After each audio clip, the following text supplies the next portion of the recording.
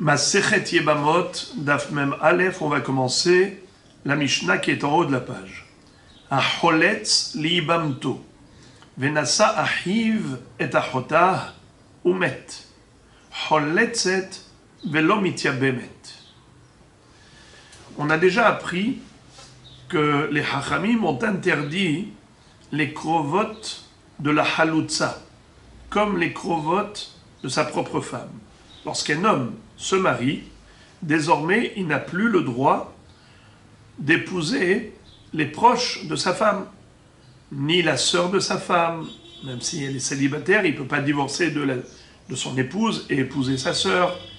Il ne peut pas non plus épouser la mère de sa femme, sa belle-mère, même si elle était célibataire, ni la fille de son épouse. Dans tous les cas de figure, les krovotes sont interdites minatora. Même s'il a divorcé, les proches de sa groucha restent interdites ad vitam aeternam. Mais les hachamim ont rajouté même les krovotes de sa halutza. Car la halutza, elle ressemble à la groucha. La halitza, c'est l'équivalent d'un get.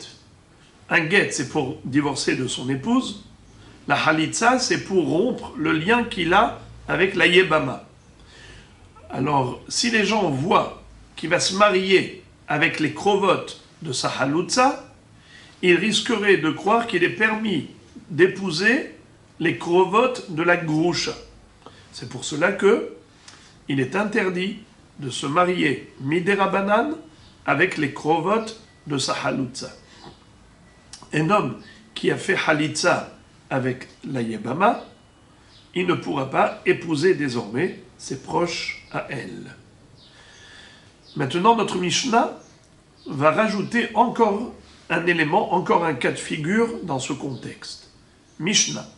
Hacholetz liibamto, venasa ahiv et achotah, umet, choletzet velo mityabemet.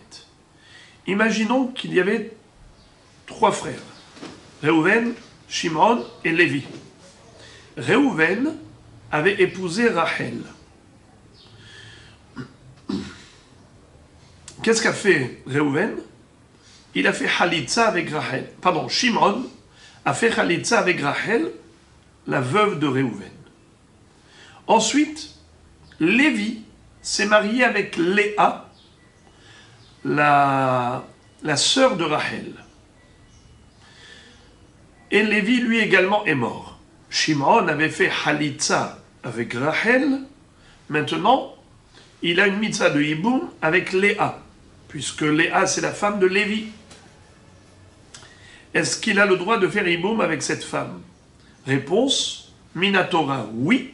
Midérabanan, elle est asura. Pourquoi? Parce qu'elle est ahot halutzato. Étant donné que Shimon avait fait auparavant une halitza avec Rachel, la femme de Réhouven, il n'a pas le droit de faire hiboum avec Léa, la femme de Lévi, son frère. Mais puisque Minatora, il a une obligation de faire hiboum, et les Hachamim lui ont interdit de faire ce hiboum, qu'est-ce que les Hachamim lui ont imposé de faire? La halitza. Ils lui ont dit, tu feras halitza, mais pas hiboum. Je répète, hacholetz liibamto.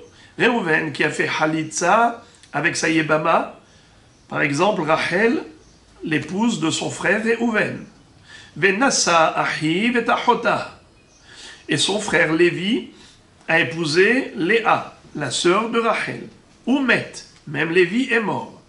Alors, qu'est-ce qu'il va faire Shimon avec Léa? Pas hiboum, halitza, choletzet velo mityabemet. Deuxième cas de la Mishnah. Vechen amegaresh et ishto. Venasa ahiv et achotah. Umet. Harezu petura. Le même cas de figure. Sauf que, ici, il s'agit de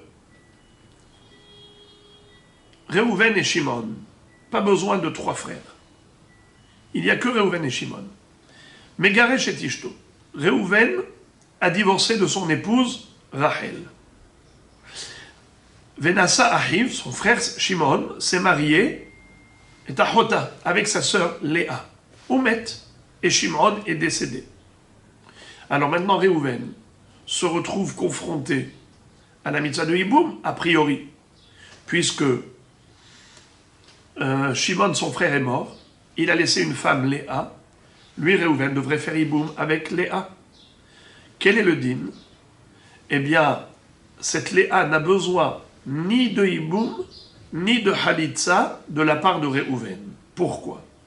Étant donné que Léa, c'est la sœur de Rachel, qui était l'ex-femme de Réhouven avant le divorce.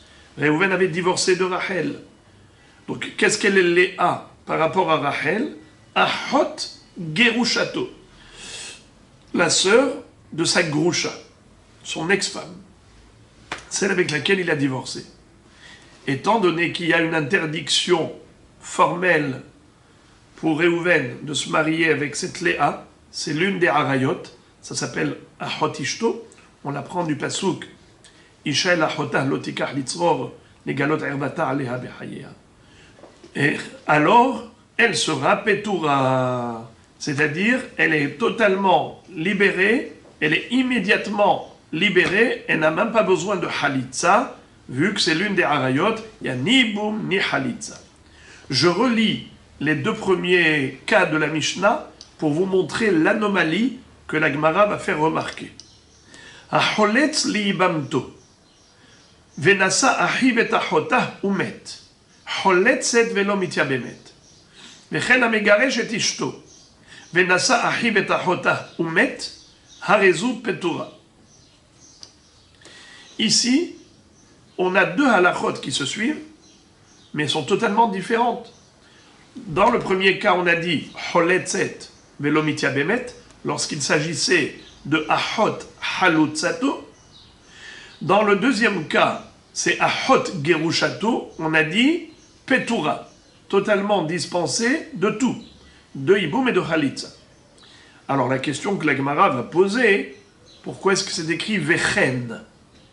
Quand on dit vechen, ça veut dire que la deuxième halakha ressemble à la première.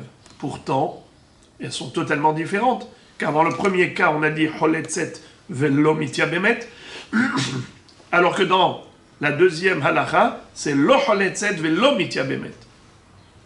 Pourquoi a-t-on dit vechen? On verra dans la Gemara. La Mishnah continue et nous dit Shomer et yabam shekidesh ahiv et ahotah mishum Rabbi Yehuda ben Betera amru omrim lo hamten ad sheyase ahicha maase.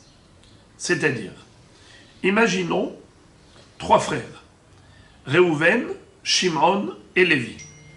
Réhouven était marié à Rachel et Réhouven est mort. Shimon, au lieu de faire Hiboum avec Rachel ou Halitza, il a été donné des Kiddushin à Léa, la sœur de Rachel. Ce qui fait que maintenant, il ne pourra pas faire Hiboum avec Rachel, vu que Rachel, c'est la sœur de sa femme Léa, puisqu'il est fiancé, elle est Mekudeshet. Il n'a pas encore fait la Choupa, mais il a fait les Kiddushin. Étant donné que Léa est Mekudeshet à Shimon, donc Shimon ne pourra pas faire Hiboum avec Rachel, vu que pour lui c'est une des Harayot. C'est Ahot Ishto, Ahot Arusato. D'accord, lui il ne peut pas. Mais Lévi, maintenant Lévi, qu'est-ce qu'il doit faire? Il doit faire Hiboum. Avec qui il va faire Hiboum?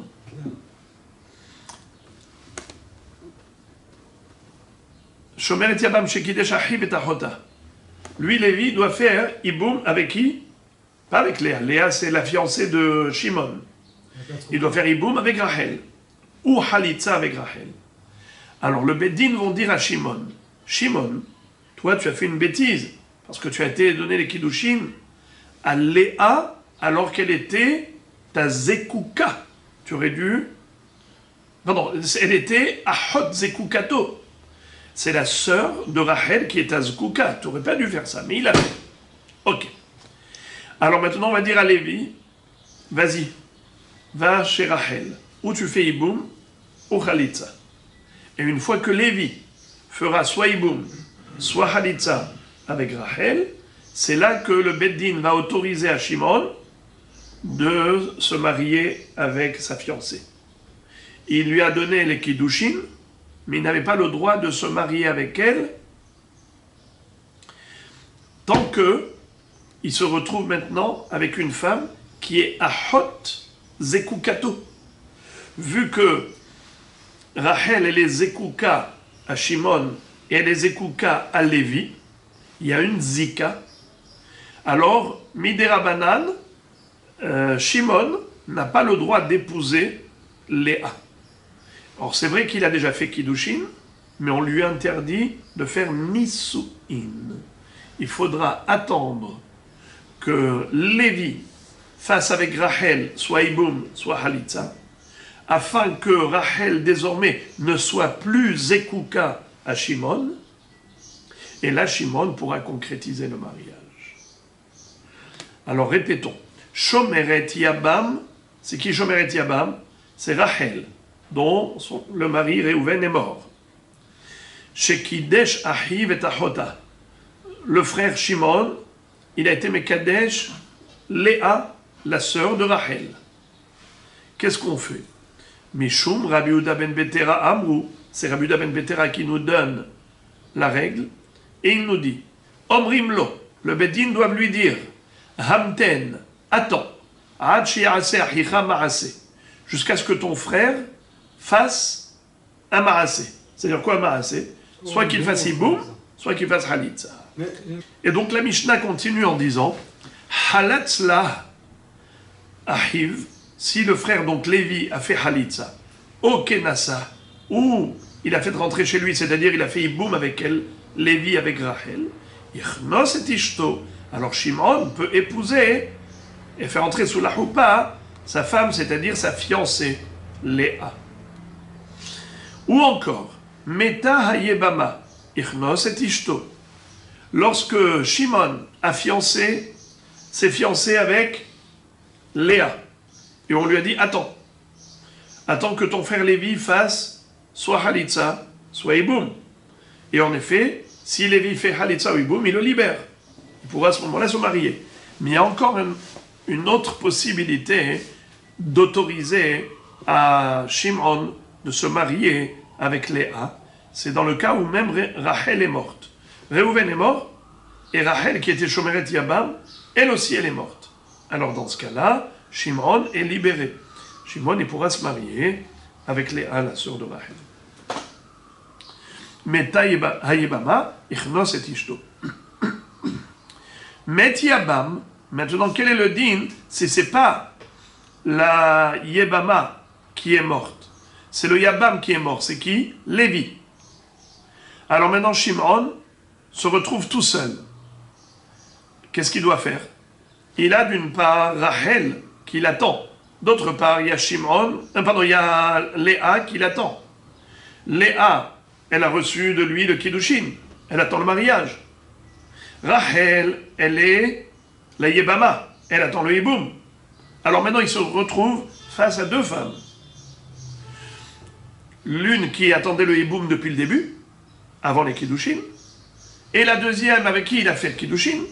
Alors la première, elle attend le Iboum depuis le début.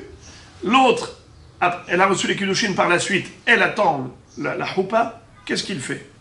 Il ne peut pas prendre les deux. Il ne peut pas faire Iboum avec Rachel et la choupa avec Léa, étant donné que ce sont deux sœurs. Alors qu'est-ce qu'il va faire? La Mishnah nous dit qu'il sera obligé de faire deux choses. Donner le guet à Léa et faire Halitza avec comment il s'appelle? Rachel. Pourquoi est-ce qu'il ne peut pas donner par exemple le guet à comment il s'appelle, à Léa, et ensuite faire Iboum avec Rachel. Pourquoi il ne peut pas? Parce que c'est Asur Minatora. Ça s'appelle Ahod Gerushato. Puisque Léa lui était fiancée, même s'il donne le guet, il reste toujours frappé d'interdiction. Minatora, c'est Ahod Ishto. Il ne pourra pas faire Iboum avec Rachel. Mais étant donné que Rachel, elle était Zkouka li Iboum déjà auparavant, donc il y a toujours une zika, parce qu'au début, elle n'était pas Ahod Ishto. Ce n'est que par la suite qu'il lui a donné les Kiddushin. Donc au début, il y avait une zika. Alors maintenant, par rapport à cette zika, il faut faire Halitza. Et pourquoi il ne peut pas faire, par exemple, Halitza avec Rachel et épouser Léa? Parce que Léa, elle est Ahot Halutzato. Puisqu'il a fait Halitza avec Rachel, donc qu'est-ce qu'elle est, Léa, par rapport à Rachel? La sœur de sa Halutza, Asur Midera Banan. Donc prendre Léa après la Halitza avec Rachel, c'est Asur Midera Banan. Et prendre Rachel après qu'il est divorcé, ça c'est Asur Minatora. Gemara. Maï Vechen. La Gemara pose la question suivante. Comment se fait-il qu'au début de la Mishnah, on nous a enseigné deux halachot qui sont totalement différentes, et pourtant, la Mishnah a dit Vechen. Après la première halacha, elle a dit Vechen. Deuxième halacha. Mais la deuxième halacha, elle est complètement et diamétralement opposée à la première halacha. C'est-à-dire, on est dans deux cas de figure, et les halachot ne sont pas du tout les mêmes dans les deux cas de figure. Alors, comment ça se fait qu'on ait dit Vechen comme si c'était identique? Ima aval hamegaresh. La Gemara dit qu'il faut corriger. Il faut retirer le mot Vechen et mettre à la place aval. C'est-à-dire, dans le premier cas, on a dit Holetzet velo mitya bemet. Mais dans le deuxième cas, aval dans le deuxième cas, lo Holetzet velo mitya bemet. Amarish Lakish, Kan Shana Rabbi, Ahod Gerusha midivre Torah, Ahod Halutza midivre Sofrim. C'était quoi le premier cas et le deuxième cas? Premier cas, c'était de nous dire que Ahod Halutzato, les krovot de la Halutza, Holetzet velo mitya bemet. Tandis que Ahod Gerushato, lo Holetzet velo mitya bemet. Quelle est la différence? Parce que Ahod Grushato, c'est Asur Minatora. Tandis que Ahod Halutzato, c'est Asur que Midera Banan. C'est pour cela que Ahod Gerushato n'a besoin de rien. C'est l'une des Harayot, donc n'a pas besoin du tout de Halitza, ni Iboum ni Halitza. Tandis que Ahod Halutzato, étant donné que Minatora, il aurait pu faire Iboum, mais les Hachamim ont interdit, alors il ne lui reste plus que la deuxième solution, c'est Halitza. Mais d'où on déduit que Ahod Halutzato, c'est que Midera Banan, et Ahod Gerushato, c'est Minatora? Eh bien, justement, de ces deux halachot consécutives qui ont été enseignées au début de la Mishnah. Et c'est comme ça que Rish Lakish déclare et proclame en disant Kan Shana Rabbi. Là, Rabbeinu Akadosh, rédacteur de la Mishnah, nous a enseigné ce principe, à savoir Ahod Gerusha midivre Torah, Ahod Halutza midivre Sofrim. Et maintenant, la Gemara va développer le sujet. D'abord, on va être posé la halacha. Shomer et Yabam Shekidesh Amar Shmuel halacha kedivre Rabbi Yehuda ben Betera. D'abord, la Gemara va trancher la halacha comme Rabbi Yehuda ben Betera en disant que si jamais on se retrouve dans le cas de figure qu'on avait vu, il y avait trois frères, Reuven, Shimon, Lévi. Reuven est mort, il a laissé Rachel comme Yebama. Shimon, au lieu de faire Iboum, il a été donné les Kiddushin à Léa, la sœur de Rachel. Qu'est-ce que le Beddin vont dire à Shimon? Bien que tu as déjà donné les Kiddushin, il ne faut pas faire Nisu'in, tu ne vas pas aller faire la choupa avec Léa, ta fiancée. Attends d'abord que Lévi, ton frère, fasse un marassé. Soit qu'il fasse Iboum avec Rachel, soit qu'il fasse Halitza avec Rachel, mais en tout cas, à partir du moment où Lévi a fait ce qu'il fallait faire avec Rachel, donc il n'y a plus de zika entre Rachel et Shimon. Donc Léa n'est plus Achot Zekukato, puisque Rachel, soit elle a fait Iboum, soit il y a eu Khalitsa qui a rompu le lien entre Rachel et les frères, et à ce moment-là, il pourra se marier. Mais pas avant. Et la halakha est comme ça. Halakha qui est Rabbi Ben Betera. Maintenant, la Gemara va nous présenter une mahloket entre des Amoraïm à propos du cas suivant. Ibaya Lehu. On s'était posé la question. Meta Ishto Mahu Beyebamto. Quel serait le din dans ce même contexte? Réhouven, Shimon et Lévi. Ou bien même Réhouven et Shimon. On n'a même pas besoin de Lévi ici. Réhouven est mort. Il a laissé Rachel. Shimon, au lieu de faire Iboum avec Rachel, il va maintenant prendre l'argent, il donne à Léa. Il a fait Kiddushin avec Léa. Donc maintenant, c'est une situation inextricable. Ni il peut se marier avec Léa, ni il peut faire Iboum avec Rachel. Il ne peut pas faire Iboum avec Rachel parce que c'est la femme, pardon, c'est la sœur de sa femme. Rachel, c'est la sœur de Léa. Léa, c'est sa fiancée. Écoute d'échette.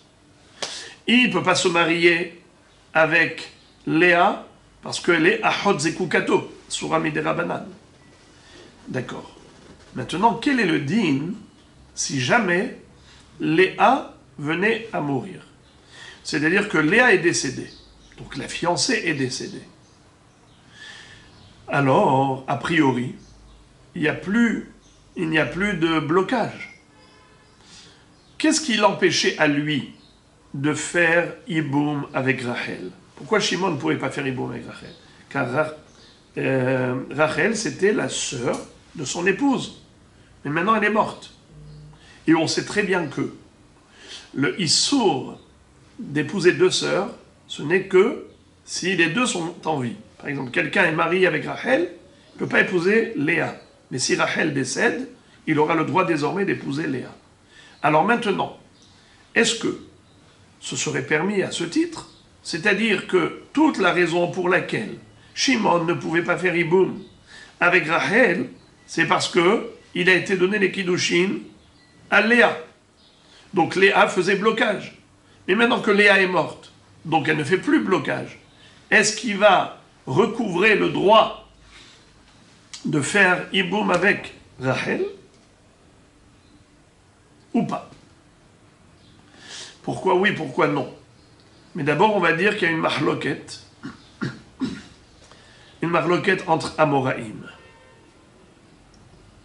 On va lire Ibaya Lehu. On s'était posé la question. Meta Ishto Mahu Beibamto. Si sa femme est morte, c'est-à-dire sa fiancée, quel est le din? Est-ce qu'il a le droit de faire Iboum avec sa Yebama? Désormais. Rav et Rabbi Hanina de Amre Tarvaïhu, Meta Ishto Mutar Beibamto. Rav et Rabbi Hanina, tous les deux sont d'accord pour dire que oui, c'est permis. C'est exactement comme sa femme. Vu que quand sa femme est morte, il a le droit d'épouser la sœur, là aussi, sa fiancée est décédée, il a le droit de faire Iboum avec sa belle-sœur. Mais Shmuel ve Ravasi de Amre Tarvaïhu, Meta Ishto Asur Beibamto. Mais Shmuel et Ravasi vont dire que non, Assour. C'est surprenant. Bien que son épouse est morte, il n'a pas le droit de faire Iboum avec elle. Pourquoi pas? Alors, de là, on va comprendre l'autre. Amarava, Maïtama des Rav. Rava nous explique la raison de Rav et on comprendra quelle est la raison de Shmuel. Maïtama des Rav. Mishum de Havaï, Yebama, Shehutra, Vene Esra, Vehazra, Vehutra. C'est-à-dire, on parle ici d'une Yebama qui était permise, ensuite interdite, ensuite permise. Tahzor le hetera harishon. Rav pense que lorsqu'une Yebama, au moment de la mort de son mari, était permise, ensuite c'est-à-dire Shimon avait le droit de faire Iboum avec elle, ensuite elle est devenue interdite. Pourquoi? Parce que Shimon a donné Kiddushin à Léa, sa sœur. Puisqu'il a donné Kiddushin à Léa, sa sœur, désormais, c'est assour formellement Minatora de faire Iboum avec Rachel. C'est Hodishto. Ensuite, Léa est morte. Eh bien, à nouveau, Rachel devient permise. Permise, interdite, permise, résultat, permise. Tahzor le'etera harishon. Sous-entendu que d'après Shmuel, c'est le contraire. Permise, interdite, permise, reste interdite. Pourquoi? Parce que, qu'est-ce qui fait sauter le Issour Eshet Ah? Normalement, un homme n'a pas le droit d'aller avec la femme de son frère.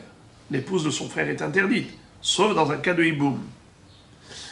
Mais maintenant que la mitzvah du Hiboum a sauté provisoirement, puisque elle est devenue, à un moment donné, la sœur de sa femme. Un homme n'a pas le droit d'épouser la sœur de sa femme, c'est une herva. Donc la mitzvah du Hiboum, elle a sauté. Alors même si maintenant, sa femme est morte, la mitzvah du Hiboum ne revient pas. Le Issour de Eshet Ah reste en vigueur. C'est ça la mahloket. Pour Rav, Hutra, Mesra, Vehutra, Tahzor le'etera harishon. C'est-à-dire que pour Rav, on revient à la case départ. C'est vrai qu'à un moment donné, elle était interdite parce qu'elle était la sœur de son épouse, mais maintenant que son épouse est morte, eh bien, la raison de l'interdire a disparu. Alors, automatiquement, elle retrouve le héter du Hiboum. Je relis. Amarava, Maïtama derav, Mishum deava yebama, Shehutra, Veneesra, Vehazra, Vehutra, Tahzor le'etera harishon. Par rapport à ce hiddush, cette svara que Rava a donné pour expliquer Rav, eh bien, Metiv Rav Hamnuna. Rav Hamnuna va objecter à partir de la braïta suivante. Metiv Rav Hamnuna. Shelosha ahim, shenaim nesuim shte ahayot, ve'echad mufne. Met echad miba'alei ahayot, ve'asaba mufne ma'amar. Ve'achar kach met achiv hasheni. Ve'achar kach meta ishto acharav. Ota yebama, choletzet, ve'lo mitya bemet. De quoi parle-t-on? Eh bien, dans cette braïta, nous voyons également une histoire de 3 frères, Réhouven, Shimon et Lévi. Réhouven et Shimon étaient mariés à 2 sœurs, Rachel et Léa. Réhouven est décédé, donc maintenant Rachel se présente comme Yébama. Maintenant, qu'est-ce qu'a fait Shimon? Shimon, lui, qu'est-ce qu'a fait Lévi, pardon? Lévi, il a fait Ma'amar avec Rachel. Elle aurait pu faire Iboum avec Shimon? Non. Parce que Shimon était marié à Léa. Donc Shimon est dans l'impossibilité de faire Iboum avec Rachel. Donc le seul habilité à faire Iboum, c'est Lévi. Et Lévi, en effet, c'est ce qu'il a fait. Il a fait Mahamar avec Rachel. Il lui a donné des Kiddushin. Mahamar, ça veut dire des Kiddushin midera banan. Parce que la Torah n'a pas exigé Kiddushé Kesef. C'est les Chachamim qui ont institué que le Yabam fasse d'abord Kiddushé Kesef. C'est ce qu'il a fait. Lévi a fait Mahamar avec Rachel. Mais maintenant, qu'est-ce qui s'est passé? Après ce Mahamar, Shimon aussi est décédé. Et donc maintenant, Lévi a devant lui 2 femmes qui minatora, les 2 sont Skoukot les Hiboum. C'est-à-dire Rachel par rapport à Réhouven et Shimon par rapport et Léa par rapport à Shimon. Il ne peut pas faire Hiboum avec les 2. Il doit faire Halitza normalement avec les 2. Mais maintenant, voilà ce qui s'est passé. Ce qui s'est passé, c'est que Léa aussi est morte. Donc Shimon est mort et Léa aussi est morte. Alors la question maintenant est de savoir, est-ce que Lévi, qui avait fait Mahamar avec Rachel, il peut maintenant faire Hiboum ou pas? La Braïta nous dit que non, il ne peut pas faire Hiboum. Ota Yebama choletzet velo mitya bemet. Cette Yebama, elle est choletzet, mais pas Hiboum. Ve'amai. Tevi ki ibama shoutra venesra vehazra veutra. Tarzor letera rishon. Je comprends pas. Au début, quand Lévi avait fait Mahamar avec Rachel, elle était permise. Ensuite, Shimron est décédé. Maintenant, qu'est-ce qu'elle devient Rachel? La sœur de Léa, Ahot Zekukato. Puisque Léa aussi, c'est sa Skuka. Alors, il ne peut pas faire Iboum, il peut faire que Khalitza. Ok. Mais ensuite, quand Léa est morte, donc maintenant Rachel est seule, donc elle redevient permise. Au Iboum. Alors, permise, interdite, permise, tu devrais la permettre. Selon ce que tu as expliqué au nom de Rav, tu as dit que pourquoi Rav a autorisé ce monsieur à faire Iboum, n'est-ce pas, dans l'histoire qu'on avait vue, Meta Ishto Ma'u Beibamto, Rav disait qu'après la mort de sa femme, il a le droit de faire Iboum avec la femme de son frère. D'accord ?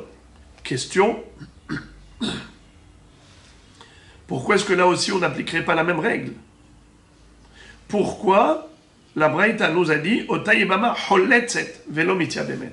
Mais on devrait autoriser même là le hiboum. Si c'était vrai que Outra ne'esra ve Outra hazra le'etera rishon.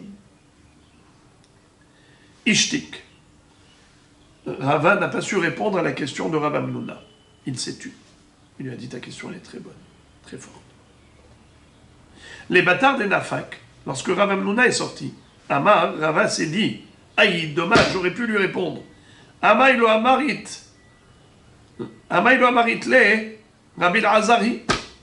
Pourquoi je lui ai pas dit que cette braïta qu'il a citée, c'est l'opinion unique de Rabbi Azar? Mais Rav, il s'appuie sur Chachamim.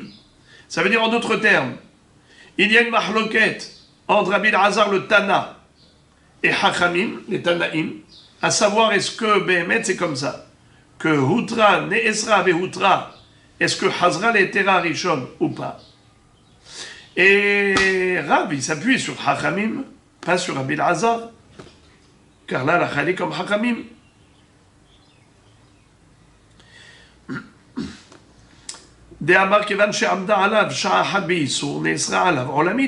Comme on a déjà vu que Rabbi Azar disait que lorsque la Eshet Ah, elle était interdite, ne serait-ce qu'un moment, eh bien, elle est interdite ad vitam aeternam. C'est-à-dire que le Issour Eshet Ah, il saute avec la mitzvah du Hiboum. Mais quand la mitzvah du Hiboum a disparu pendant un certain temps, eh bien, le Issour Eshet Ah est à nouveau en vigueur. Alors, je vais vous dire de quoi il parle Rabbi Azar. En fait, la marloquette de Rabbi Azar et Chachamim, elle est dans le cas de Marzir Grouchato. Un homme qui avait divorcé de son épouse. Ensuite, il a fait Shlom Bayit, il a récupéré, ils se sont remariés. Et après, il est mort. Donc, cette femme, d'abord, elle était Groucha, ensuite, elle était Almana. Il était marié, elle était mariée avec Réhouven. Maintenant que Réhouven est mort, Shimron, le frère, est-ce qu'il a la mitzvah de Hiboum, oui ou non? D'après Rabbi Azar, non. D'après Chachamim, oui. D'après Chachamim, oui, parce que cette femme-là, c'est une veuve. Son mari est mort. Pourquoi pas? Rabbi Azar dit, étant donné que il y a eu un moment où elle était divorcée. Quand elle était divorcée, eh bien, pour Shimron, c'était une femme interdite. Elle est célibataire, mais Herva. Parce que quand un frère divorce, le frère n'a pas le droit de se marier avec elle. Réhouven et Shimon. Réhouven divorce, Shimon n'a pas le droit d'épouser la femme de Réhouven. Alors maintenant, Réhouven, il a récupéré. Il s'est remarié avec elle et il est mort. Sans enfant. A priori, Shimon a la mitzvah de Hiboum. Rabbi Azar dit non. Il dit puisque, à un moment donné, elle était interdite, elle restera ad vitam aeternam interdite. Mais Hachamim disent non. Ils disent au moment de la Néphila, qu'est-ce qu'elle était? Almana. Elle n'était pas Groucha. Donc, puisque au moment de la Néphila, l'Hiboum, elle était permise. Donc, tu vois que c'est Rabbi Azar qui pense que, puisqu'elle a été interdite à un moment donné, alors elle restera interdite ad aeternam. Mais d'après Hachamim, tu vois que bien qu'elle était interdite à un moment donné, elle retrouve son autorisation, c'est un nouveau permis. Alors Rav, qui a dit permis, interdit, permise, elle reste permise, bien qu'à un moment donné elle était interdite, eh bien il s'appuie sur Hachamim, et pas sur Rabbi Elazar. La Mishnah que Rav Hamnuna a citée, c'est l'opinion de Rabbi Elazar qui est interdit en effet. Donc la marloquette entre les Amoraïm, c'est déjà une marloquette Tanaïm. Et Rav, il s'appuie sur Hachamim, qui pense que Hutra, Vene Esra, Vehutra, Hazra le Hetera Arishon. Alors Rava s'est dit, dommage que je n'y ai pas pensé. J'aurais dû le lui dire. Hadar Amar, mais après Rava s'est ressaisi et il s'est dit, non. Peut-être que je n'ai pas raison de penser que Rabbi Elazar pense ainsi. Imo de Amar Rabbi Elazar echad elo chazia beshat nefila, aval echad chazia beshat nefila mi amar. Yachol liyot que Rabbi Elazar, quand il a dit qu'elle est interdite, c'est uniquement dans le cas où il a parlé, à savoir Réhouven a épousé Rachel, ensuite il a divorcé, ensuite il s'est remarié avec elle, ensuite il est mort. Ensuite, Shimon nous pose la question, est-ce qu'il a le droit de faire Iboum, oui ou non? Eh bien, dans ce cas-là, qu'est-ce que va dire Rabbi Elazar? Assour, c'est ce qu'a dit Rabbi Elazar, Assour. Parce que, au moment où elle était Almana, elle était Assoura. Vu qu'elle était Assoura avant, pour Rabbi Elazar, comme elle était Assoura avant le mariage, elle reste Assoura même après le veuvage, même après la mort de Réhouven. Elle n'a jamais été apte au hiboum. Tandis que le cas de figure dont parle Rav, c'est un cas où elle était mouteret à un moment donné. On avait parlé de 3 frères. Réhouven est décédé. Rachel devait faire Iboum avec Shimon, même 2 frères, ça suffit. Shimon devait faire Iboum avec Rachel. Au lieu de faire Iboum avec Rachel, il a été faire Kiddushin avec Léa, sa sœur. À partir de ce moment-là, Rachel est devenue interdite. Ensuite, Léa est morte. Donc il n'a plus d'interdiction d'aller avec Rachel. Là, ça s'appelle Hutra. Rachel était permise au début. Beshat Nefila Leibou. Ensuite, Neesra, dès qu'il a donné Kiddushin à sa sœur. Ensuite, Hutra, quand Léa est décédée. Il y a Choliot que dans ce cas, même Rabbi Elazar serait d'accord qu'elle est permise, qu'elle retrouve son éther premier. Car au moment de la Nefila, elle était apte au hiboum. Ça n'a pas de rapport avec ce dont a parlé Rabbi Elazar, parce que Rabbi Elazar, il te parle d'un cas où cette femme, au moment de la Nefila l'hiboum, n'était pas permise, vu qu'elle avait déjà un antécédent. Elle avait déjà un dossier de Groucha, et au moment où elle était Groucha, elle était interdite. Ce Issour l'accompagne tout le temps. Car ce qui fait sauter le Issour Eshet Ah, c'est la mitzvah du hiboum. Mais comme elle était Groucha, c'est un Issour Eshet Ah que le hiboum ne fait pas sauter, d'après Rabbi Elazar. Donc, je n'aurais pas pu lui dire ta baraïta, c'est Rabbi Elazar. Parce que non, cette baraïta, Rabbi Elazar, il ne parle pas de ce cas. Peut-être qu'il serait d'accord avec cette baraïta, avec Rav.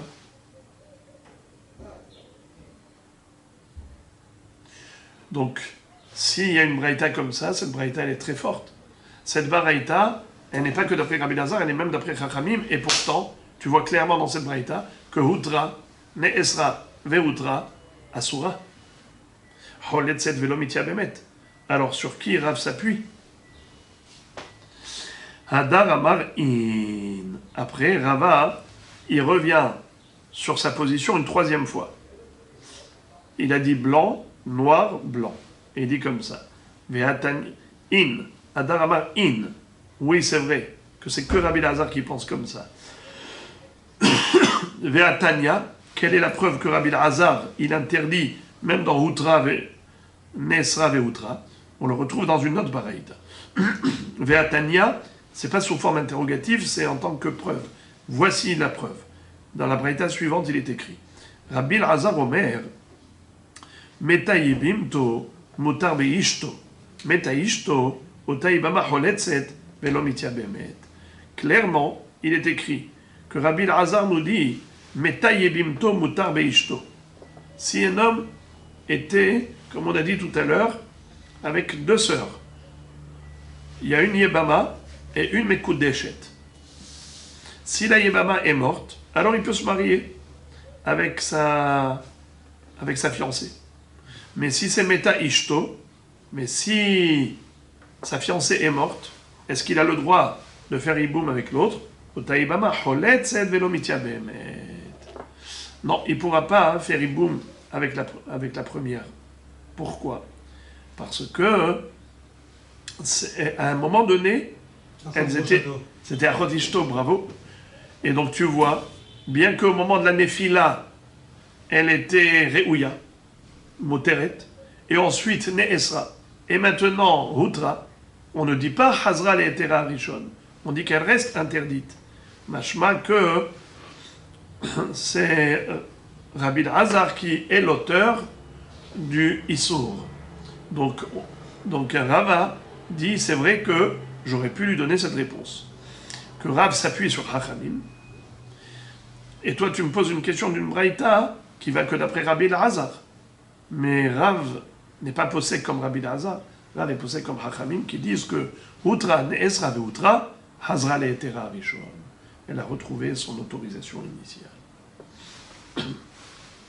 La Gemara maintenant va proposer, selon cette compréhension, l'image Shmuel Veravasi d'Amrik et Rabbi Elazar. D'après tout ce qu'on vient de comprendre, si tu dis que Rav s'appuie sur Hachamim et pas sur Rabbi Elazar, devrait-on dire aussi que Shmuel s'appuie sur Rabbi Elazar et pas sur Hachamim? C'est bizarre. C'est-à-dire que Shmuel il va être possèque comme Yahid, mais comme Rabim. C'est bizarre.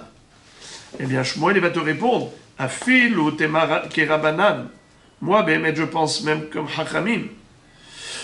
Ad kanoka mefalge Rabanan aled Rabbi Elazar. Et la mishum de minfila va ilach lo mitzar alayu. Aval hacha de itzar. Afilu Rabanan modu. Qu'est-ce que ça veut dire?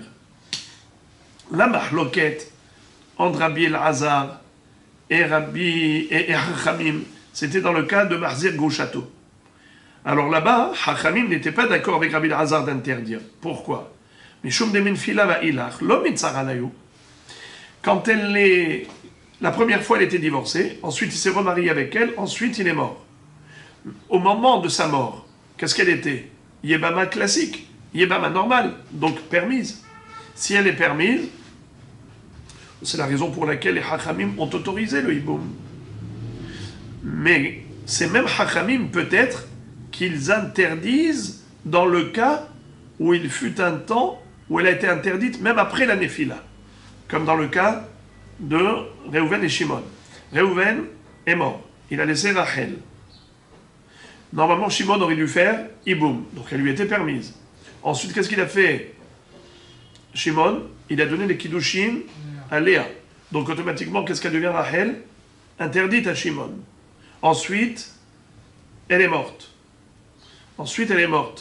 Léa. Elle redevient permise. Alors à ce moment-là, tu dis Hutra, Ne'esra ve'Utra, il y a Choliot que même Hachamim interdirait. Pas seulement Rabbi Elazar. C'est ça ce qu'il dit Shmuel. Shmuel dit, moi je pense que même Hachamim interdisent. Quand est-ce que Hachamim ont autorisé? C'est uniquement une femme qu'au moment de la Nefila, elle était permise et elle est restée permise tout le temps. Ça veut dire que c'est une almana. C'est vrai qu'autrefois elle était groucha, mais maintenant, elle a perdu son mari. Donc ça s'appelle Nefila Leiboum. Depuis la Nefila Leiboum jusqu'à la fin, elle n'a jamais eu de moment d'interdiction. Alors c'est pour ça que Hachamim autorise le Hiboum. Mais dans le cas où, même après la Nefila, il fut un temps où elle était interdite, Hutra, Ne'esra, Hutra, peut-être que dans ce cas-là, même Chachamim serait d'accord de dire qu'elle est Asura Olamit, qu'elle est interdite définitivement. Donc Rav s'appuie sur Chachamim et pas sur Rabbi Elazar. Shmuel, il s'appuie sur Rabbi Elazar et sur Chachamim, parce qu'il interprète Chachamim à sa façon. J'ai pas compris comment le cas de l'Almana peut être outra. Eh bien parce que au moment où le frère est mort, elle était Almana. Alors c'est vrai que autrefois elle était Groucha, mais c'est pas à ce moment-là qu'on l'a proposée en tant que Yébama. On l'a proposée comme Yébama quand le mari est mort. Oui. Alors Rabbi Elazar dit que ça lui colle à la peau. Le fait qu'elle était à un moment donné Groucha, donc elle a été interdite en tant que Groucha. Ce Issur Eshet Ah ne va pas disparaître par la suite.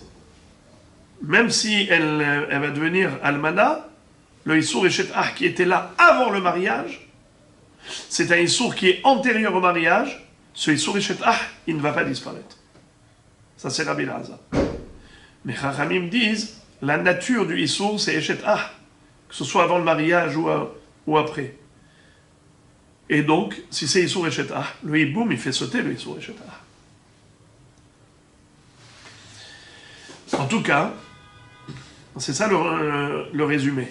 C'est que Mahloket, Rav et Shmuel, est-ce que dans ce cas-là, de Hutra, Ne'esra et Hutra, est-ce que Hazra le Hetera Rishon ou pas? Rav il va te dire c'est une Mahloket entre Rabbi Elazar et Chachamim, et lui il est possède comme Chachamim. Shmuel qui dit le contraire, il dit je ne dis pas comme Rabbi Elazar. Je pense que même Chachamim sont d'accord avec moi. C'est ça qu'il dit Shmuel. Qu'il n'y a pas de mahloket entre Rabbi Elazar et Chachamim dans le cas où il y a eu un moment de Issour après la Nefila le Hiboum. Shmuel va te dire quand est-ce que Chachamim permettent cette femme? C'est que lorsqu'il n'y a pas eu de Issour après la Nefila le Hiboum. Mais si, même après la Nefila du Hiboum, il y a eu un moment de Issour, comme par exemple quand il a donné Kiddushin à sa sœur, eh bien dans ce cas-là, même Chachamim penserait la même chose que Asura en Lamit. Voilà comment on termine ce sujet. Et maintenant, nouvelle Mishnah. Haye bama lo tachlotz, velo titiabem, ad sheyesh la shlosha chodashim. Tel qu'on le sait que la mitzvah du Hiboum n'a lieu d'être que si le défunt n'avait pas eu d'enfant. Mais s'il y a des enfants, il n'y a pas de mitzvah de Hiboum. Alors maintenant, s'il est mort, peut-être que sa femme est enceinte. Et si elle est enceinte, elle aura un enfant, peut-être qu'il sera viable, et donc il n'y a pas de mitzvah de Hiboum. Il ne faut surtout pas prendre le risque de faire Hiboum le lendemain de la mort. Il faut attendre 3 mois pour être sûr qu'elle n'est pas enceinte. Parce qu'après 3 mois, Mikar Aruba. Après 3 mois, on peut voir si elle a du ventre. Donc il faut attendre 3 mois. Hayebama, lotachlotz velotitiabem, ad sheshla shlosha chodashim. Il ne faut pas qu'elle fasse ni Hiboum ni Khalitza jusqu'à ce que s'écoule 3 mois depuis la mort de son mari. Et la Mishnah nous dit Vechen kol sh'ar anashim. Cette halakha n'a pas lieu que par rapport au problème de Eshet Ah, parce que ici il y a un issur très très grave. C'est-à-dire que le bonhomme, si il va avec la femme de son frère, alors qu'elle est enceinte et qu'elle va donner naissance à un enfant, alors il a commis une avera de oraïta très grave, sous peine de karet, issur Eshet Ah. Mais sinon, si ce n'est pas une situation de issur Eshet Ah, on aurait pu croire quel est le problème d'épouser une divorcée, quel est le problème de se marier avec une veuve, même si c'est le lendemain du divorce, même si c'est le lendemain du veuvage, Mahabaya, on aurait pu croire que c'est permis. Eh bien, on te dit non. Pourquoi? Parce qu'il faut attendre 3 mois après le divorce ou après la mort du mari pour être sûr qu'elle n'est pas enceinte, afin de savoir si le fils qu'elle va avoir est-ce que c'est le fils du premier mari ou le fils du deuxième mari? Parce que peut-être qu'elle est ben Tish'a la Rishon, peut-être qu'elle est ben Shiv'a la Haron. Peut-être que cet enfant est né 9 mois après qu'elle soit tombée enceinte du premier mari, soit qu'elle est tombée enceinte du deuxième mari. Et donc on ne sait pas. Cet enfant, il est le fils de qui? Il est le fils de qui? Du premier mari ou du deuxième? Il y a énormément d'incidences halachiques de cette information. C'est la raison pour laquelle les Hachamim ont dit il ne faut surtout pas se marier avant que s'écoulent 3 mois. Non, on ne parle plus de Yebama, maintenant on parle de Kol Anashim. Au début, on a parlé de Yebama, je répète. Ayebama lo tachlot velo titiyabem ad sheyesh la shlosha chodashim. Donc le début de la Mishnah, ça parle de Yiboum. Mais maintenant, par extension, la Mishnah va s'étendre à toutes les femmes. Et elle va dire Vechen kol sh'ar anashim. Lo yit'aresu velo yinas'u ad sheyu lahem shlosha chodashim. Faut pas qu'elle se fiance, pas qu'elle se marie, jusqu'à que s'écoule 3 mois. Et had betulot, ve had be'ulot, qu'elle soit vierge ou pas, qu'elle soit grouchot et had almanot, qu'elle soit divorcée ou veuve, et had nesuot et had arusot, qu'elle soit mariée ou fiancée, dans tous les cas de figure, on n'a pas le droit de se marier avec elle, ni se fiancer avec elle, jusqu'à que s'écoule 3 mois. Rabbi Yehuda Omer, had nesuot it aresu, ve arusot in naseu. Rabbi Yehuda dit, il faut suivre la logique. Qu'est-ce que tu crains? Pourquoi tu veux attendre 3 mois? Pour être sûr qu'elle n'est pas enceinte? Eh bien, il y a des cas où tu es sûr qu'elle n'est pas enceinte. Par exemple, si elle n'était que Aroussa, elle n'était pas Nessoua, donc c'est sûr qu'elle n'est pas enceinte. Elle n'était pas mariée, elle n'était que fiancée. Ou inversement, si elle était mariée, mais maintenant ce qu'elle veut pas se marier, elle veut rien que se fiancer. Il ne faut pas interdire les fiançailles, puisqu'ils ne vont pas être ensemble, donc il n'y a pas de risque. Ils vont se marier après 3 mois, mais laisse-les se fiancer déjà aujourd'hui. Alors Rabbi Yehuda dit, en effet, c'est permis. Ce qu'on interdit, c'est uniquement le mariage, ce qu'on appelle Nisu'in, avec une Nessu'a. Celle qui était Nessu'a auparavant, il ne faut pas faire Nisu'in maintenant. Mais si ce que tu veux faire maintenant, c'est que Irusin, pas Nisu'in, tu vas faire Nisu'in dans 3 mois, mais tu veux faire Irusin aujourd'hui, c'est permis. Quel est le risque? Elle ne va pas tomber enceinte maintenant, donc il n'y a pas de problème. Il n'y a aucune confusion possible. Ou, inversement, elle était Aroussa, et maintenant il veut se marier avec elle. Il a le droit, parce que si elle était Aroussa, c'est sûr qu'elle n'est pas enceinte. Pourquoi tu vas lui interdire de se marier tout de suite? Elle peut se marier maintenant, Mahabaya. Donc, Hachamim ont généralisé l'interdiction. Hachamim ont dit tout interdit. On attend toujours 3 mois. Qu'elle soit Echad betulot, echad beulot, echad grushot, echad almanot, echad nesot, echad rusot. Dans tous les cas de figure. Lo yit'arsu velo yinas'u. Mais Rabbi Yehuda dit hanesuot yit'aresu ve'arusot yinas'u. Chutz min ha'arusot shebi Yehuda mipnei shelibo gazba. À l'exception de la Judée. En Judée, ils avaient un minhag, pas comme en Galilée ou en rivière Yarden. En Judée, ils avaient le minhag de mettre le Hatan et la Kala dans une chambre seule pour créer une situation de Yihoud, pour que après, quand ils vont faire la Houpa, ils n'auront pas de réticence, ils n'auront pas cette réticence l'un par rapport à l'autre. Pour qu'ils se familiarisent davantage, comme ça au moment du Marassé, ils auront plus de facilité. Comme ça dit Rashi. Chutz me'arusa shebiyehuda nitnan b'maseret ketubot daf yudbet biyehuda היו מייחדים החתן והכלה קודם כניסתן לחופה, כדי שיהיה ליבו גזבה. C'est pour qu'il se familiarise avec elle. כלומר, רגיל ומצחק עימה. Pour qu'il soit familier, qu'il rigole avec elle, שלא יהיו בושים זה מזה בבעילת מצווה, pour pas qu'ils aient une gêne au moment de la première relation intime, ilkar haishinan dilma ba'il. Puisqu'ils se sont retrouvés en yihoud, en intimité, nous craignons que peut-être ils ont une relation, alors peut-être qu'elle est tombée enceinte, alors en effet, celui qui veut se marier avec une Aroussa en Judée, si cette Aroussa, elle a divorcé ou elle a perdu son fiancé, il faut attendre 3 mois car elle est peut-être enceinte. Rabbi aussi Omer, Kol anashim it'aresu, chutz mina almana, mipnei ha'ibul. Rabbi aussi dit que les femmes, elles peuvent se fiancer, mais pas une almana, parce qu'une almana, il faut qu'elle laisse 30 jours s'écouler pour le deuil pour son mari. Le deuil d'une femme pour son mari, c'est 30 jours. Donc il ne faut pas qu'elle se fiance tout de suite parce que c'est de la simha. Il ne faut pas se procurer de la simha pendant les 30 jours de deuil. Le dernier rachid de la page, il nous explique la shita de Rabbi Yossi. Kol anashim it'aresu, Rabbi Yossi anesu ot ka'eh. Rabbi Yossi parle des femmes qui étaient mariées autrefois. Et maintenant veulent se fiancer. Ve'achika amarle Rabbi Yehuda. Kol anashim nesuot it'aresu kedeka amart. Rabbi Yossi dit à Rabbi Yehuda, tu as raison. Toutes les femmes qui étaient mariées peuvent se fiancer.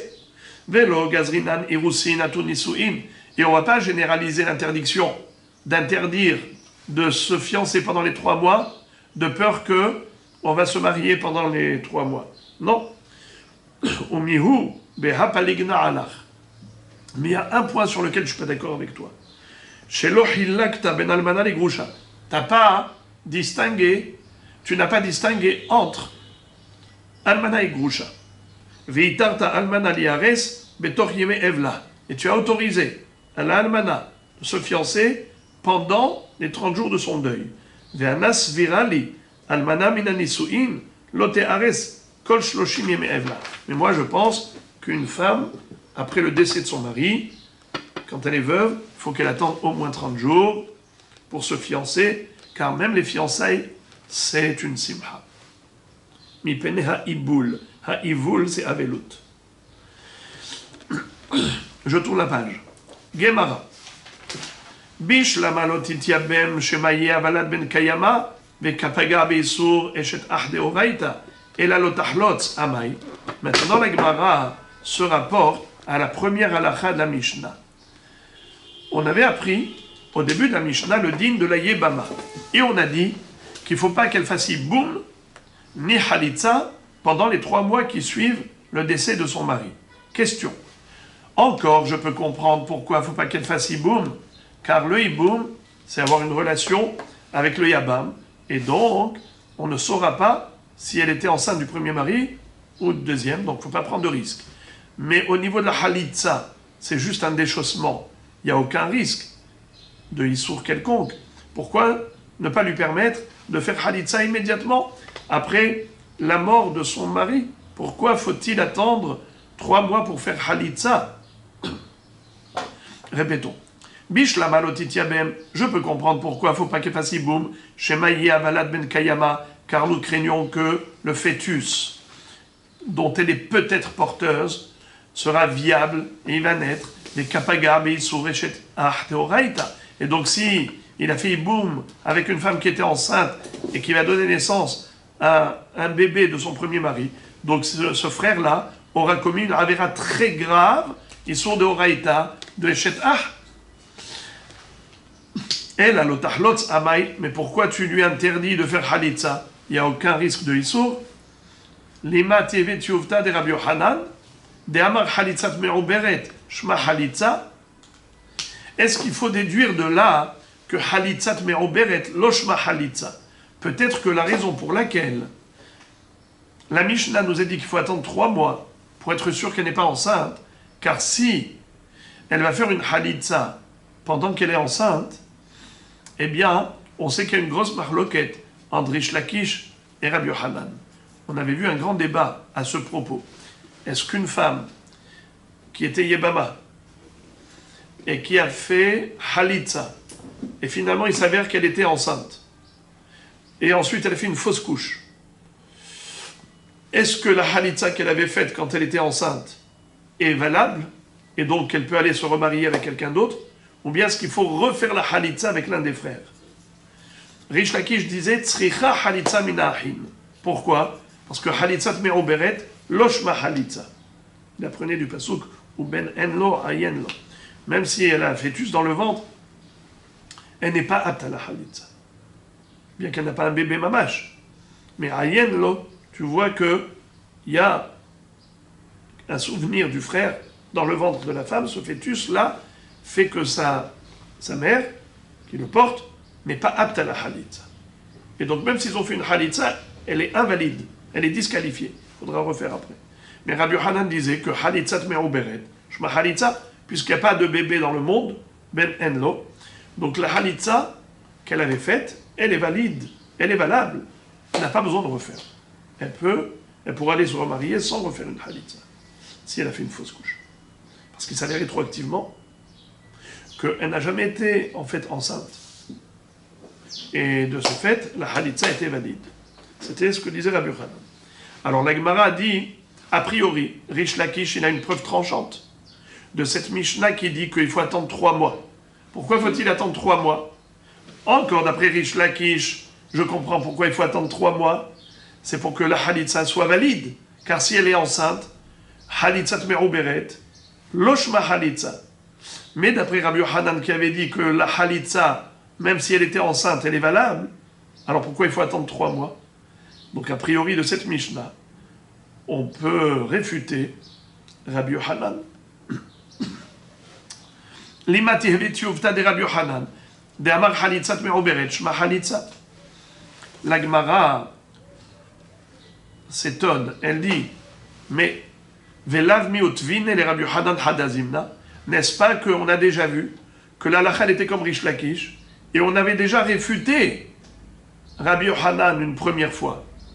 Pourquoi est-ce que tu as besoin de le réfuter une deuxième fois? La Gemara dit, Lima mehanna meteve tiovta. En fait, ce qu'on a envie, c'est d'exprimer notre étonnement vis-à-vis de Rabbi Yochanan. Quoi, Rabbi Yochanan, il n'a pas vu cette Mishnah? Est-ce qu'on peut réfuter Rabbi Yochanan par rapport à cette Mishnah également?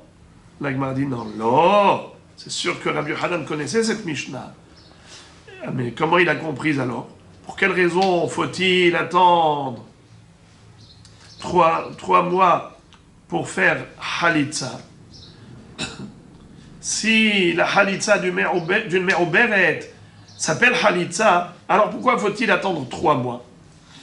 Rabbi Yochanan va te dire comme ça. Qu'est-ce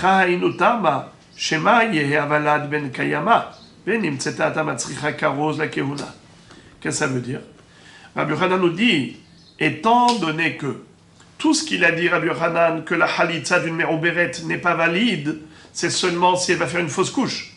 Parce que lorsqu'elle aura fait une fausse couche, il va s'avérer rétroactivement comme si elle n'a jamais été enceinte. C'est pour cela que la halitza, elle était valide. Parce que si elle fait une fausse couche à la fin, c'est comme si Eliyahu était venu depuis le début, t'as dit, elle va faire une fausse couche. Donc ce fœtus n'est pas un bébé. Donc elle était apte à la halitza. Rabbi Yochanan se maintient dans sa position. Alors, comment il comprend la Mishnah qui a dit qu'il faut attendre 3 mois? Il dit, Rabbi Yochanan, il va t'expliquer que c'est pour une toute autre raison. C'est pas pour une histoire de halitzat me'uberet abia halitza ou pas. C'est pour une autre raison. Tout simplement. C'est que peut-être qu'elle est enceinte. Et si elle est enceinte, peut-être que l'enfant sera viable. Ce qui est probable, fortement probable.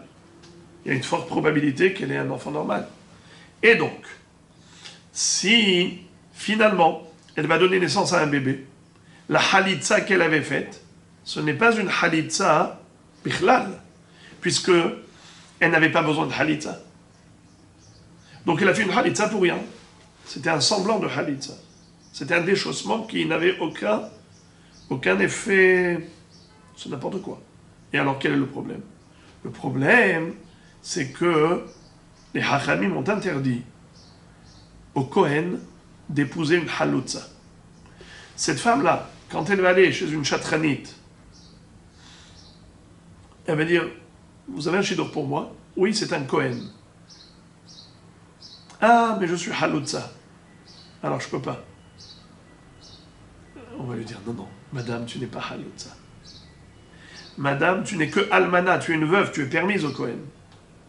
Tu ne t'appelles pas halutza parce que la halutza que tu avais faite, c'était une erreur. tu as cru qu'il fallait faire Khalitsa, mais en fait tu étais enceinte. Et tu as donné naissance à un bébé. Donc ton ex-mari, il a eu des enfants. Il a eu un enfant. Donc tu n'avais même pas besoin de faire Khalitsa. C'est comme quelqu'un qui retire une chaussure avant d'aller dormir. Cette Khalitsa n'a aucune valeur de halakha. Ça ne s'appelle pas Khalitsa. Donc elle est permise au Kohen. Le problème, c'est que Atamatzricha Karoz, c'est que tu vas exiger de la part du Beddin de s'investir dans la publication. De publier que cette femme, elle est permise au Kohen, car sa Khalitsa n'en était pas une. Alors la Gemara dit Venitzrecha. Et alors, quel est le problème? Si on est Matzrichota Karoz la Kehuna, d'être machriz qu'elle est permise au Kohen. Réponse Dinmaïka de Havai Bahalitza velo ave bachraza ou mafseloa mina Kehuna. Nous craignons qu'il y ait des gens qui étaient présents au moment de la Halitza. Pour eux, c'est sûr qu'elle est Haloutza. Et après, quand cette femme va voyager ailleurs et on va lui proposer un Kohen, ce monsieur va venir et va dire Bedin, surtout, ne lui permettez pas de se marier avec un Kohen. Moi, je l'ai vu, elle a fait Halitza. Elle va dire, mais après ça, le Beddin, il a publié que je ne suis pas Haloutza. Il a dit, je n'y crois pas. Je n'ai pas entendu un tel carroze. Pour moi, vous êtes une Haloutza, vous êtes interdite. Donc il y a ceux qui vont entendre la Halitza et ils ne vont pas entendre la Achraza. Et donc, on risquerait de la bloquer, cette pauvre femme, en lui interdisant d'épouser un Kohen. Quand elle va aller ailleurs, elle ne pourra pas se marier avec un Kohen parce qu'il y a des gens qui ont entendu que la Halitza et ils n'ont pas entendu la Achraza. C'est pour cela, pour ne pas la bloquer, on va attendre patiemment 3 mois. Comme ça, on est sûr qu'elle n'est pas enceinte. Et là, la Halitza, elle sera nécessaire. Mais si après 3 mois, on voit qu'elle est enceinte, on ne fera pas de Halitza. Comme ça, elle sera permise au Kohen. La Gemara dit Tenah almana gerusha maïka lememar. Encore, je peux comprendre pourquoi une femme almana, c'est vrai que il faudrait qu'elle reste cachère pour un Kohen. Mais imaginons que cette femme, elle était gerusha. Par exemple, avant qu'elle se marie avec ce monsieur qui est mort, elle était déjà mariée avec une première personne qui a divorcé. Donc d'abord, elle était divorcée. Ensuite, elle s'est mariée avec celui-là et elle est devenue veuve. Celle-là, elle doit faire Halitza. Mais c'est sûr qu'elle est interdite au Kohen, puisqu'elle était une première fois divorcée. Donc elle restera, de toutes les manières, interdite définitivement au Kohanim. Donc il n'y a pas de raison de la faire attendre 3 mois. Pourquoi est-ce qu'on l'a fait attendre 3 mois aussi? Qu'est-ce que tu vas me dire? C'est pour l'histoire de Kohen, pour qu'elle soit permise au Kohen, mais de toutes les façons, elle ne peut pas être permise au Kohen, puisqu'elle était Grusha. Alors pourquoi faut-il attendre 3 mois pour la Halitza? Réponse, Mishum de Mafsidla Mezonot. Il y a une halakha, c'est que cette Yebama, elle touche les Mezonot jusqu'à la Halitza. Tant qu'elle est bloquée à cause de son premier mari, on ponctionne sur l'héritage, sur le patrimoine du mari pour ses mésonotes à elle. À part la Ketouba, elle a aussi les mésonotes. Pourquoi?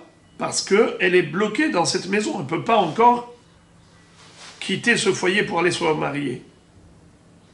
Alors maintenant, si tu vas abréger la période de 3 mois en faisant Halitza immédiatement, après la Halitza, il n'y a plus de mésonotes. C'est dommage de lui faire perdre ses mésonotes. Laisse-la profiter de 3 mois de mésonotes. C'est pour cela que on fait attendre. Et comme dit Tosfot, c'est Aetza Tova Kamash Malan, c'est le conseil qu'on lui donne d'attendre 3 mois pour qu'elle bénéficie des mésonotes. La Gemara dit Tenah Nesua Arusa Gerusha Maïka Lememar. C'est pour la Grosha, mais pour l'Almana. Alors, justement, la Gemara dit encore pour une Nesua qui était Grusha.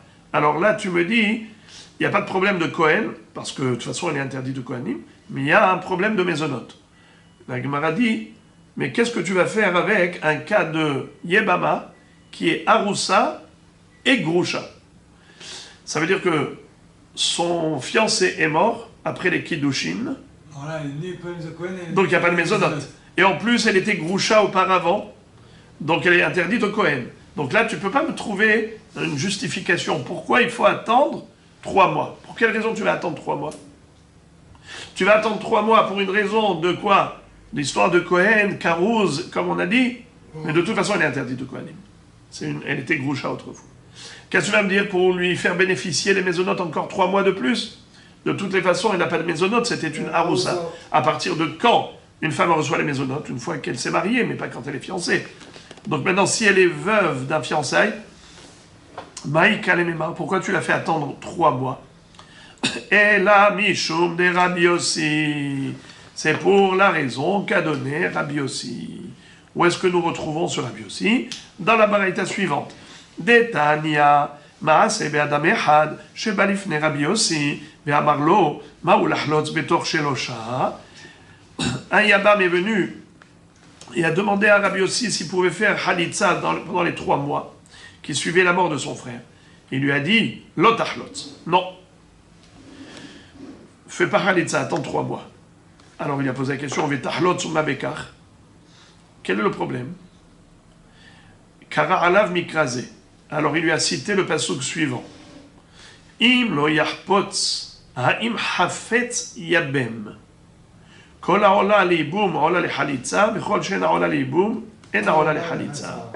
Il lui a dit, en fait, tu veux savoir pourquoi je ne te permets pas de faire halitza pendant les 3 mois? C'est parce que tu n'as pas le droit de faire iboum. Puisque tu ne peux pas faire iboum parce qu'elle est peut-être enceinte, et si elle est enceinte, c'est sûr qu'il n'y a pas de mitzvah de iboum, c'est assourd. Puisqu'on ne peut pas faire iboum pendant les 3 mois, alors on ne peut pas faire halitza. Car la halitza et le iboum sont intimement liés. Et de ce fait, s'il n'y a pas lieu de faire iboum pendant 3 mois, il n'y a pas lieu de faire halitza pendant 3 mois. Et d'où on apprend que la halitza et le iboum sont étroitement liés? On l'apprend du pasouk. Car dans le pasouk, il est écrit, dans Parashat Ki Tetzé, que si jamais le mari est mort, sans laisser d'enfant, son frère va devoir faire iboum. Et si le frère ne veut pas faire iboum, alors il devra faire halitza. Donc tu vois que la halitza, c'est le pendant du iboum. C'est ou iboum ou halitza. S'il n'y a pas de iboum, il n'y a pas de halitza. Juste une parenthèse. Pourquoi à chaque fois on dit Rolla? Kola Rolla les iboum. Rolla les halitza. Pourquoi on parle de Rolla? C'est parce que c'est le lachon du pasouk. Ve'alta yebim to ha'sha'ara el hazekenim. Quand elle va monter au beddin, la yebama, pour la halitza, là-bas c'est écrit Ve'alta. Donc pour ça que Haramim toujours il parle de Kola Rolla les iboum, Rolla les halitza, Kol shena Rolla les iboum, et na Rolla les halitza. Donc voilà, il lui a dit, étant donné que pendant 3 mois, le hiboum est impossible, alors même la halitza est impossible. Alors la Gemara pose la question, elle dit, Metiv Rav Hinena. Ah bon, c'est vrai ce que tu me dis? Que s'il n'y a pas de hiboum, il n'y a pas de halitza, pourtant il est écrit, Asefekot, Holtzot, Velomitia Bemot. Qu'est-ce que ça veut dire Asefekot, Holtzot, Velomitia Bemot? La Braïta nous dit que les sfekot, on peut faire que halitza, mais pas hiboum, quand on a un safek. De quel sfekot on parle? Maïs sfekot. Et l'ima safek kiddushin, amaïlo mitia bemot, titia bem ven bekar klum. Si par exemple, on a un safek au niveau des kiddushin, par exemple, Reuven, il a donné à Léa un objet dont on avait un safek, si c'était chavé prouta ou pas. Alors, mes coups d'échette ou pas mes coups d'échette? Safek. Maintenant, le bonhomme est mort. Son frère, est-ce qu'il doit faire hiboum? Peut-être qu'il doit faire hiboum dans la mesure où c'était chavé prouta, que les kiddushin étaient valables. Mais si cet objet qu'il a donné à la femme n'était pas chavé prouta, donc les kiddushin ne sont pas kiddushin. Donc il n'y a pas de mitzvah de faire hiboum. Qu'est-ce que tu dis? Dans ce cas-là, il ne faut pas faire hiboum? Ma piton. Pourquoi? Pourquoi il ne faut pas interdire le hiboum? Parce qu'on n'a rien à perdre. On a tout à gagner. Au contraire, ça fait que de Horaïta, la Humra, ça fait que s'il faut faire hiboum, mais qu'il fasse hiboum. Car au pire des cas, si ce n'est pas l'épouse de son frère, Au pire des cas, elle est célibataire. Alors, soit il s'est marié avec elle, soit il a fait hiboum avec elle. Il va lui dire, écoute, si tu es Mekudeshet à mon frère, eh ben, je te prends en tant que hiboum. Si tu n'es pas Mekudeshet à mon frère, donc tu es célibataire, tu n'es pas la femme de mon frère, je te prends en tant que femme légitime. C'est moi qui veux t'épouser. Non, mais là, c'est Safek. Oui, mais c'est Safek Kiddushin par rapport au premier frère. Le premier, lui, il avait fait Kiddushin. Et on a un Safek. Est-ce que les Kiddushin étaient valides ou pas? Par exemple, est-ce que l'objet qu'il lui a donné était Shavé Prouta ou pas? Alors, il est Safek Mekudeshet. Et ensuite, il est mort. Donc maintenant, le frère, Safek s'il doit faire Iboum ou pas? Alors, qu'est-ce que tu me dis? Faut pas faire Iboum? Faut faire que Halitza? Pourquoi pas? C'est sûr qu'il peut faire Iboum. Car il n'y a rien à perdre. Titiabem ven bekar kloum. Car il peut lui dire, si tu étais Mekudeshet à mon frère, eh bien voilà, je fais Iboum. Si tu n'étais pas Mekudeshet à mon frère, je te prends en tant que célibataire et je me marie avec toi. Pourquoi tu vas dire, il n'y a pas de raison de lui interdire le Iboum. Pourquoi tu vas lui imposer la Halitza et lui interdire le Iboum? Et la Vaddaï, quand on parle de Sfekot, on parle d'un autre cas. Et la lave Safek chez Kidesh ahat mishte ahayot, ve'eno yodea ezemem Kidesh. Alors maintenant, quand il est mort, son frère, est-ce qu'il peut faire Iboum avec l'une d'entre elles? Peut-être avec l'une, mais ça ne va pas libérer l'autre. Parce que, imaginons que celle qu'il va prendre, c'était vraiment elle, la Yébama. Il va faire Iboum avec elle. Tout va bien. Mais imaginons que ce n'est pas elle. Il va la prendre, il va dire Aréat, de deux choses l'une. Soit tu es Yébama, soit tu es mon épouse. Il va se marier avec elle. Admettons qu'il va faire ça. Mais ça ne va pas libérer l'autre. Pourquoi? Parce que peut-être que celle-là, elle est célibataire. Et l'autre, c'est la vraie Yébama. Et si l'autre, c'est la vraie Yébama, comment elle va être libérée? C'est pour ça qu'il faut être holet. Il fait halitza avec chacune d'elles.